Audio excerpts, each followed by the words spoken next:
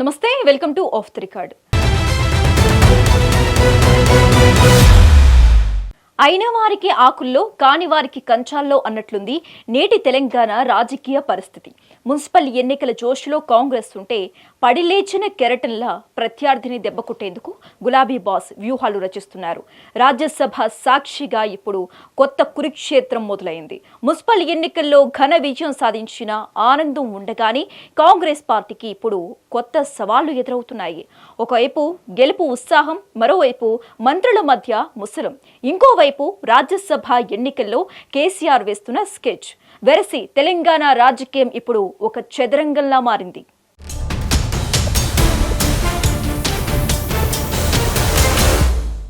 Municipal ఎన్నికల్లో ఘన విజయం సాధించిన ఆనందం ఉండగానే కాంగ్రెస్ పార్టీకి ఇప్పుడు కొత్త సవాళ్లు ఎదురవుతున్నాయి. ఒకవైపు గెలుపు ఉత్సాహం, మరోవైపు మంత్రుల మధ్య ముసలం, ఇంకోవైపు రాజ్యసభ ఎన్నికల్లో కేసీఆర్ వేస్తున్న స్కెచ్ వెరసి తెలంగాణ రాజకీయం ఇప్పుడు ఒక చదరంగంలో మారింది. మున్సిపల్ ఎన్నికల్లో కాంగ్రెస్ పార్టీ ఏకపక్ష విజయాన్ని నమోదు చేసింది. రాష్ట్ర వ్యాప్తంగా హస్తం పార్టీ ప్రభంజనం సృష్టించింది.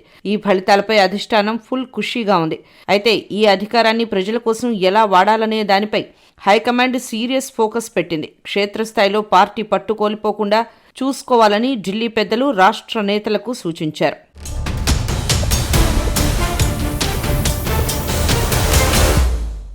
బయట గెలుపు కనిపిస్తున్న లోపల మాత్రం ఇంటి గుట్టు లంకకు చేటు అన్న చందంగా మంత్రుల మధ్య విభేదాలు పొడసూపుతున్నాయి. ముఖ్యంగా అధికారాల పంపిణీ, జిల్లాలో పెత్తనం విషయంలో మంత్రుల మధ్య గ్యాప్ వచ్చినట్లు వార్తలు అందుతున్నాయి.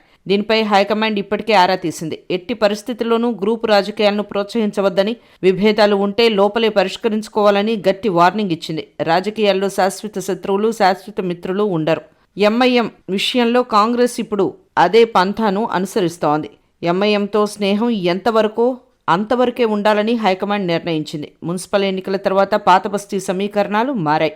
మజ్లిస్ను పూర్తిగా దూరం చేసుకోకుండానే వారి ప్రభావం పెరగకుండా జాగ్రత్త పడాలని పార్టీ నేతలకు సూచనలు అందాయి.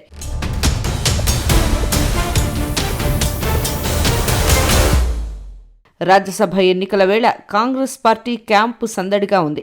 2 ఖాళీగా ఉన్న స్థానాలకు అభ్యర్థులను అధిష్టానం దాదాపు ఖరారు చేసింది. రాష్ట్రంలో సేవలందించిన సీనియర్లకు 1 సీటు, జాతీయ స్థాయిలో పలుకుబడి ఉన్న వ్యక్తికి మరో సీటు దక్కే అవకాశం ఉంది. అయితే ఈ ఎంపికలో సామాజిక సమీకరణాలు కూడా కీలకంగా మారాయి. ఇదే సమయంలో గులాబీ బాస్ కేసీఆర్ తన మౌనాన్ని వీడి రంగంలోకి దిగుతున్నారు. నిద్రపోతున్న సింహాన్ని గెలికినట్టు కాంగ్రెస్ మున్సిపల్ గెలుపు ఉంటే రాజ్యసభలో దెబ్బ కొట్టాలని కేసీఆర్ ప్లాన్ చేస్తున్నారు.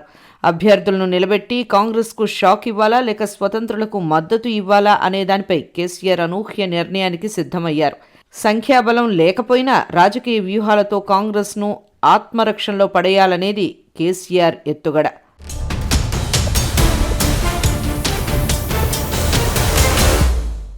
తెలంగాణ కోర్టులో ఖాళీ అవుతున్న 2 రాజ్యసభ స్థానాలకు ఎన్నికల సంఘం షెడ్యూల్ విడుదల చేసింది. కాంగ్రెస్ తరపున ప్రాతినిధ్యం వహిస్తున్న senior lawyer Abhishek Singhvi, BRS MP Suresh రెడ్డిల పదవీ కాలం ముగియనుండడంతో ఈ ఖాళీలు ఏర్పడ్డాయి. అయితే గత ఎన్నికల ఫలితాల తర్వాత అసెంబ్లీలో మారిన సమీకరణాలు ఇప్పుడు ఈ ఎన్నికను ఉత్కంఠభరితంగా మార్చాయి.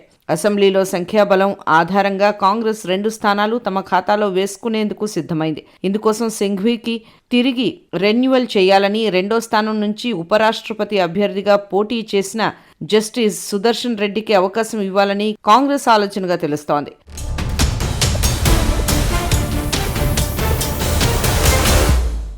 ప్రతిపక్ష నేత కేసీఆర్ ఈ ఎన్నికను తేలిగ్గా తీసుకోవడం లేదని సమాచారం. బీఆర్ఎస్కు అసెంబ్లీలో అధికారికంగా 38 మంది ఎమ్మెల్యేల బలం ఉంది. అయితే ఇందులో 10 మంది ఎమ్మెల్యేలు ఇప్పటికే కాంగ్రెస్ వైపు మొగ్గు చూపారు. అసెంబ్లీలో బీఆర్ఎస్కు 37 మంది ఎమ్మెల్యేల బలం ఉంది. కాగా అందులో 10 మంది కాంగ్రెస్కు దగ్గరయ్యారు. వారిలో పటాన్చెరు ఎమ్మెల్యే గూడెం మహిపాల్ రెడ్డి కాంగ్రెస్కు దూరంగా ఉంటున్నారు. తాజాగా అసెంబ్లీలో ఉన్న లెక్కల ప్రకారం సభలోని 119 మంది ఓటు హక్కు వినియోగించుకుంటే రానున్న రాజ్యసభ ఎన్నికల్లో కోట 40.66 అవుతుంది. అంటే ఒక్కో సీటు గెలుచుకునేందుకు 41 ఓట్లు అవసరం పడుతుంది.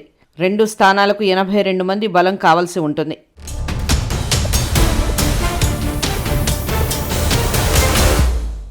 బీఆర్ఎస్ అభ్యర్థిని నిలబెడితే 10 మంది ఫిరాయింపు ఎమ్మెల్యేల ఓట్లు కీలకం కానున్నాయి. ఒకవేళ వారందరూ విప్ ధిక్కరించి కాంగ్రెస్కు ఓటు వేస్తే బీఆర్ఎస్ గెలుపు అవకాశాలు 0 అవుతాయి. అయినా సరే కాంగ్రెస్ను ఇరకాటంలో పెట్టేందుకు కేసీఆర్ తన అభ్యర్థిని బరిలోకి దించే కసరత్తు చేస్తున్నట్లు టాక్ వినిపిస్తోంది.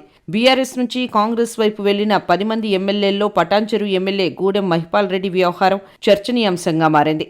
ఆయన ప్రస్తుతం కాంగ్రెస్కు కొంత దూరంగా ఉంటున్నట్లు ప్రచారం జరుగుతోంది. ఒకవేళ మహిపాల్ రెడ్డి తిరిగి బీఆర్ఎస్ లైన్లోకి వస్తే అది కాంగ్రెస్ లెక్కలను స్వల్పంగా ప్రభావితం చేయవచ్చు. కానీ మ్యాజిక్ ఫిగర్ 82 సాధించడానికి కాంగ్రెస్ దగ్గర సరిపడా బలం ఉందని విశ్లేషకులు చెబుతున్నారు.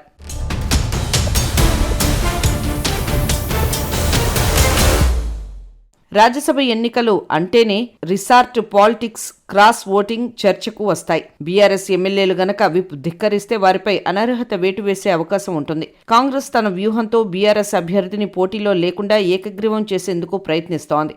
ఒకవేళ ఎన్నిక జరిగితే మాత్రం తెలంగాణ రాజకీయాల్లో ఇది సెమీఫైనల్ లాంటి పోరుగా మారనుంది.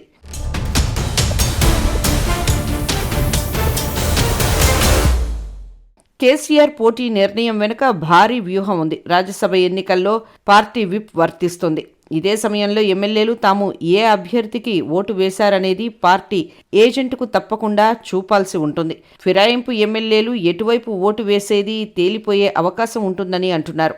రాజ్యసభ ఎన్నికల్లో గెలుపోటములు ఎలా ఉన్నా ఫిరాయింపుల ఎమ్మెల్యేల వైఖరిని ఎండగట్టే అవకాశం సద్వినియోగం చేసుకోవాలని కేసీఆర్ భావిస్తున్నారు. ఇదే సమయంలో తాజా లెక్కలను విశ్లేషిస్తున్నారు. రాజకీయ సమీకరణాలను పరిగణలోనికి తీసుకుని బీజేపీ పార్టీకి చెందిన 8 మంది ఎమ్మెల్యేలు ఓటింగ్కు దూరంగా ఉంటే కోటా 38 అవుతుంది. 2 స్థానాలకు 78 మంది బలం అవసరమవుతుంది. కాంగ్రెస్కు ఉన్న 66 మందితో పాటు 7 ఎంఐఎం, 1 సిపిఐ సభ్యునితో కలిపి 74 మంది అవుతారు. 2 సందర్భాల్లో 2 సీట్లకు సరిపడా కోటా రాదు. కోటా రాకపోతే ద్వితీయ ప్రాధాన్యత ఓట్లు, ఆ తర్వాత తొలగింపు ప్రక్రియ చేపట్టడంతో ఫిరాయింపు ఎమ్మెల్యేల ఓట్లు మరింత కీలకమవుతాయి. దీంతో వస్తే రాజ్యసభ సీటు, లేకుంటే ఫిరాయింపు ఎమ్మెల్యేలను ఫిక్స్ చేయాలనేది కేసీఆర్ వ్యూహంగా ఉంది. దీంతో ఇప్పుడు కేసీఆర్ తుది నిర్ణయం చివరకు ఎలా ఉంటుందనేది ఆసక్తిగా మారింది.